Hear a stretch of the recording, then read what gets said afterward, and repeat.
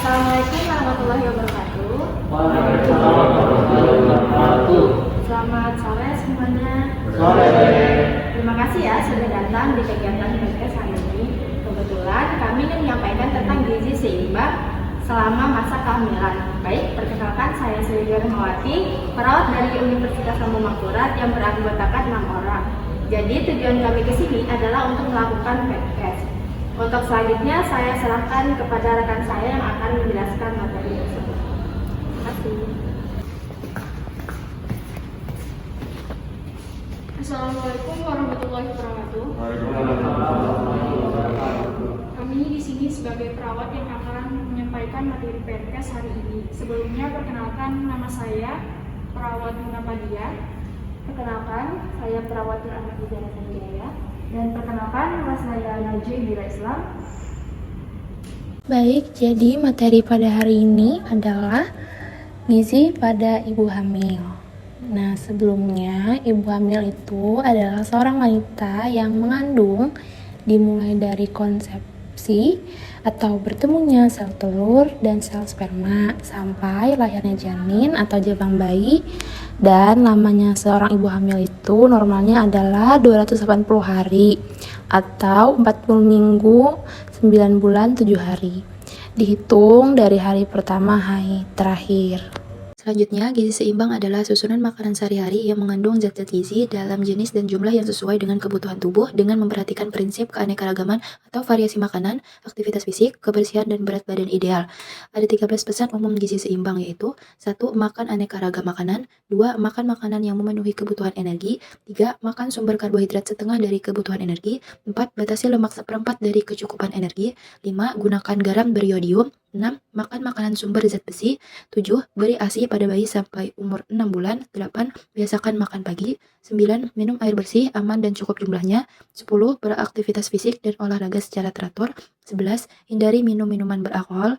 12. Makan makanan yang aman bagi kesehatan. 13. Baca label pada makanan kemasan. Sementara itu, untuk ibu hamil ada tambahan 4 pesan khusus yaitu 1. Biasakan mengkonsumsi aneka ragam makanan. 2. Batasi mengkonsumsi garam. 3. Minum air putih yang banyak dan batasi minum kopi. Berikut nutrisi penting yang perlu dipenuhi ibu hamil. 1. Folat dan asam folat. 2. Kalsium. 3. Vitamin D.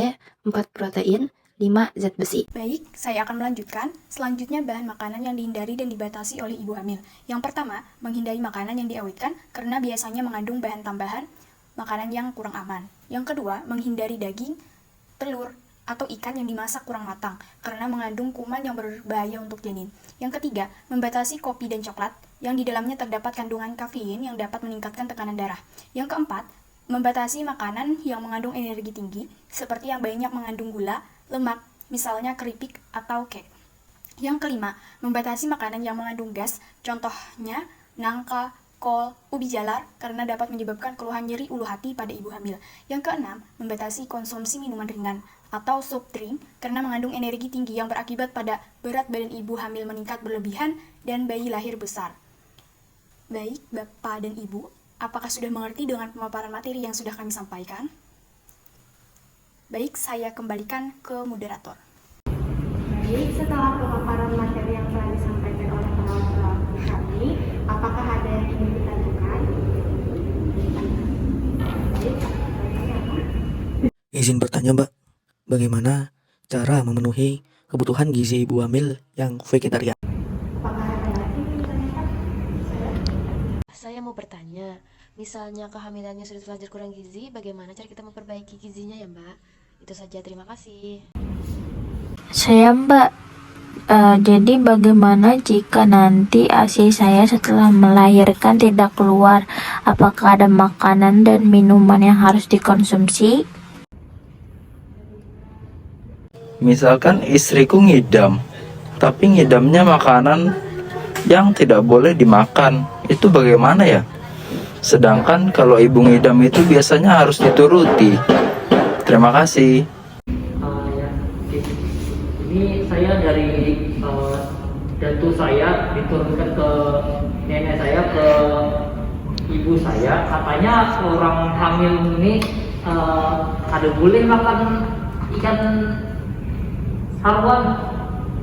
Bujurkah itu ada Mbak?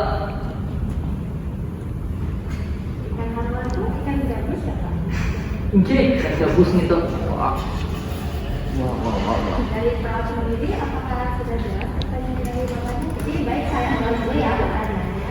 Yang pertama, misalnya ini pinjam tapi dari makanan yang tidak boleh dimakan itu bagaimana? Sedangkan kalau ibu pinjam biasanya harus dituruti. Terus, bagaimana jika ASI tidak keluar saat menyusu nanti? Apakah ada makanan atau minuman yang bisa dikonsumsi? Lalu, bagaimana cara mengatasi kehamilan yang sudah terlanjur kurang gizi? Dan terakhir, bolehkah ibu hamil mengonsumsi ikan gabus atau ikan haluan tadi ya?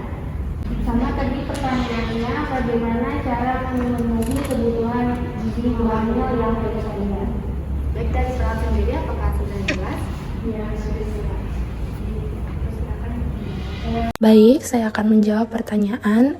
Pertanyaan tadi itu adalah misalnya ibu hamil ini ngidam, tapi ngidamnya itu makanan yang tidak boleh dimakan. Sedangkan kalau ibu ngidam itu biasanya harus dituruti, ya kan? Nah, jadi jawaban itu adalah jadi itu semua yang ibu hamil ngidam harus dituruti itu tuh adalah hanya sebuah mitos bapak-bapak ibu-ibu dan tidak pernah terbukti dalam bidang kedokteran jika ibu hamil itu ngidamnya harus selalu dituruti. Jadi jika ibu hamil ngidam salah satu makanan, suami atau ibu hamil harus melihat terlebih dahulu kandungan nutrisi yang ada pada makanan tersebut. Terkadang nih ibu hamil bisa tiba-tiba memiliki suasana hati yang kurang baik jika ngidamnya tidak terpenuhi. Namun, ngidam juga harus dibatasi. Pastikan asupan dan nutrisi ibu hamil tetap terjaga agar kesehatan janin dan ibu tetap sehat. Jadi apa, sudah jelas? Berikutnya, saya akan menjawab pertanyaan bagaimana jika ASI tidak keluar saat menyusui nanti, apakah ada makanan atau minuman yang bisa dikonsumsi? Jadi, ibu hamil bisa mencukupi waktu istirahat dan kurangi stres, minum air yang banyak agar tidak dehidrasi dan mencegah produksi ASI menurun, dan mengkonsumsi makanan yang bergizi. Baik, apakah dapat dipahami?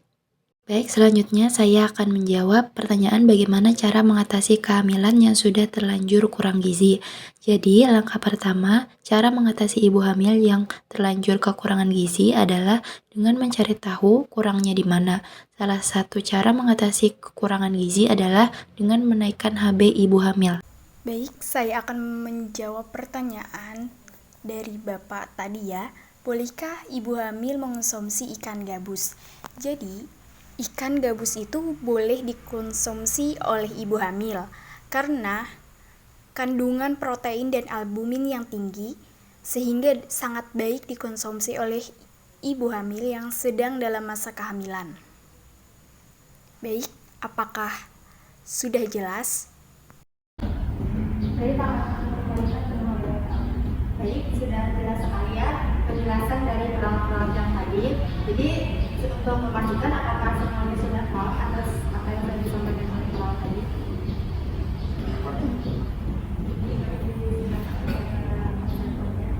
Untuk menyampaikan kesimpulan dari yang sudah kita bahas.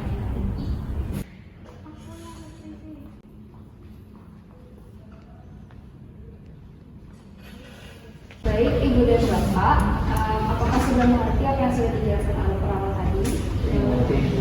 Jika sudah mengerti, apakah Bapak memiliki tahu makanan bergizi untuk ibu hamil itu apa saja contohnya? Saya mau menjawab, contohnya seperti daging tanpa lemak, yaitu sapi dan ayam. Itu saja. Nah, pertanyaan selanjutnya adalah sebutkan nutrisi yang perlu dipenuhi ibu saat sedang hamil. Bisa dijawab oleh Bapak atau Ibu? Siapa dulu? Silakan angkat tangan. Ibu Nanda. Yaitu folat dan asam folat, kalsium, vitamin D, protein, dan nutrisi. Mungkin itu saja yang dapat kami sampaikan. Semoga apa yang telah disampaikan oleh rekan-rekan saya tadi bermanfaat ya Pak Bu. Dan terima kasih banyak kepada Bapak Ibu atas partisipasinya. Saya harap Bapak dan Ibu selalu dalam keadaan sehat. Saya tutup. Assalamualaikum warahmatullahi wabarakatuh.